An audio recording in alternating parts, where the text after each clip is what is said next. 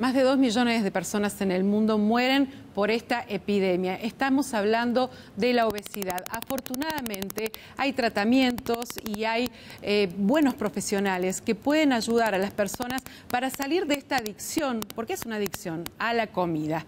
Por eso hoy en nuestro espacio de salud vamos a hablar sobre qué podemos hacer contra esta epidemia. Para ello está la doctora médica cirujana Noelia Zurbriggen y también está Rodolfo García, quien ha tenido durante muchos años en su vida sobrepeso y hoy nos viene a contar su experiencia que seguramente le va a servir a muchos televidentes que tienen sobrepeso y no saben realmente cómo poder atacar a esa enfermedad. Gracias por estar con nosotros.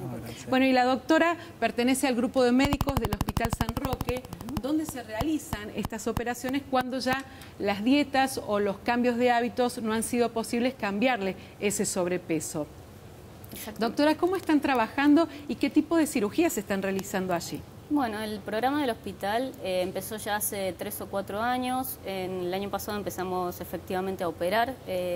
Todos los pacientes hacen un seguimiento previo, una reeducación alimentaria y eso es lo que nos llevó un tiempo. En el hospital principalmente estamos haciendo las 2 cirugías que hoy por hoy tienen más popularidad y más evidencia científica, que son el bypass gástrico y la manga gástrica. Ajá.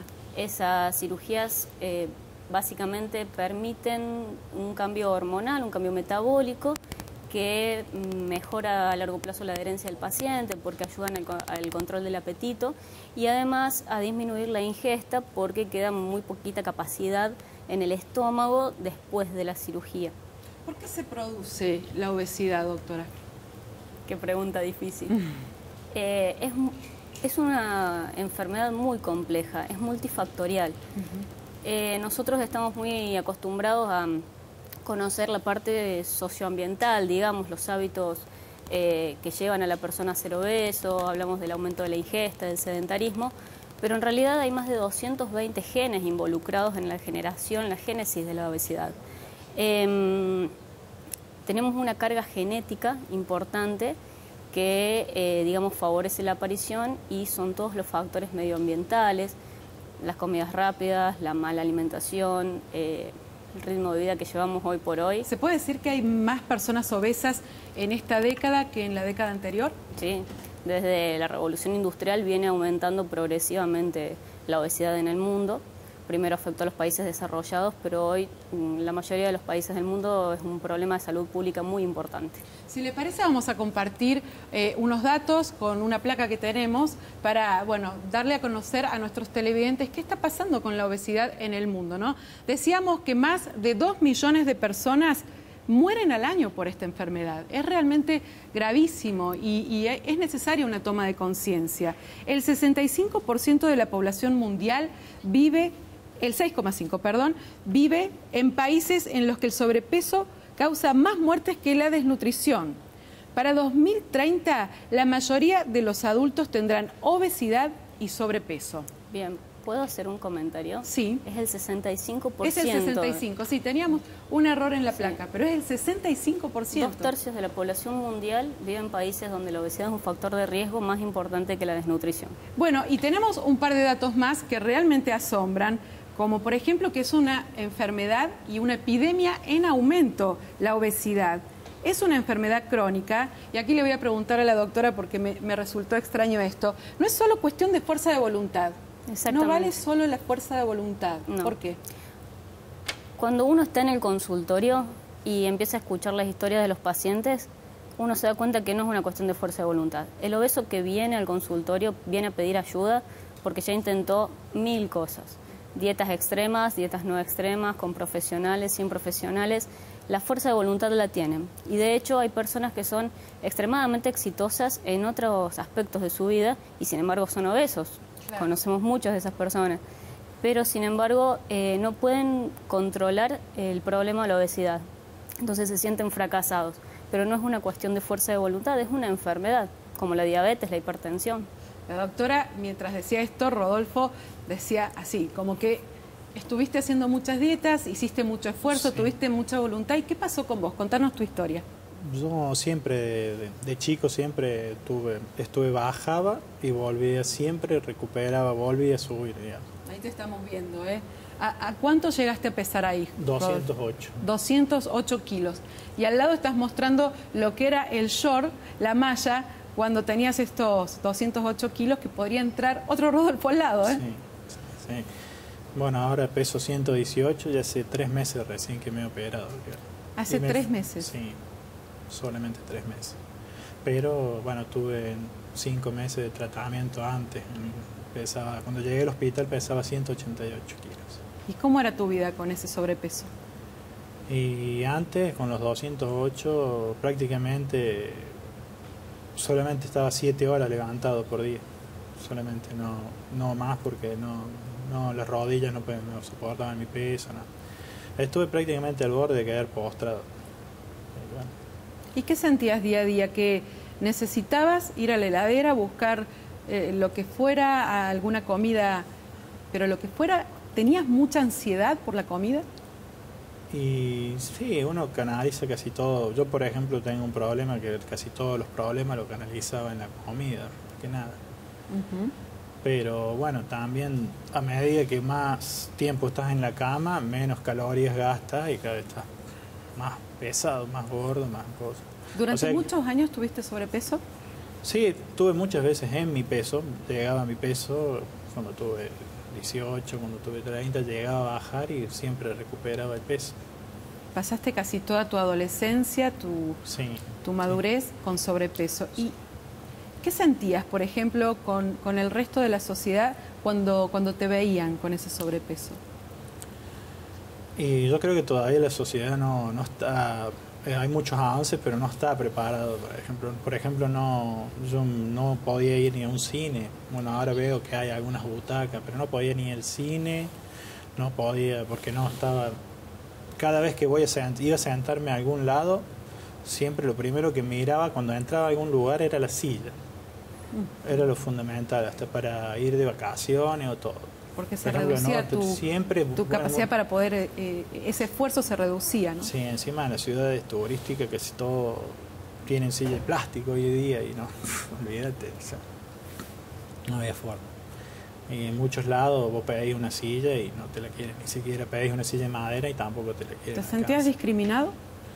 Y en una parte sí, digamos. Sí, la verdad sí.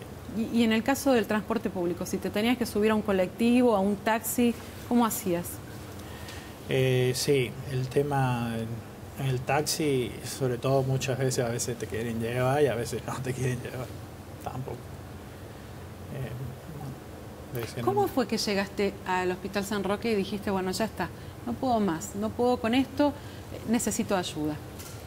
Sí, yo ya había bajado bastante de peso y bueno, ya había bajado muchos kilos y después una conocida me dijo del que estaban haciendo en el hospital y bueno, y me presenté y bueno, ¿te animaste? Con la doctora. Me tocó con la doctora el primer día y bueno. No se asustó.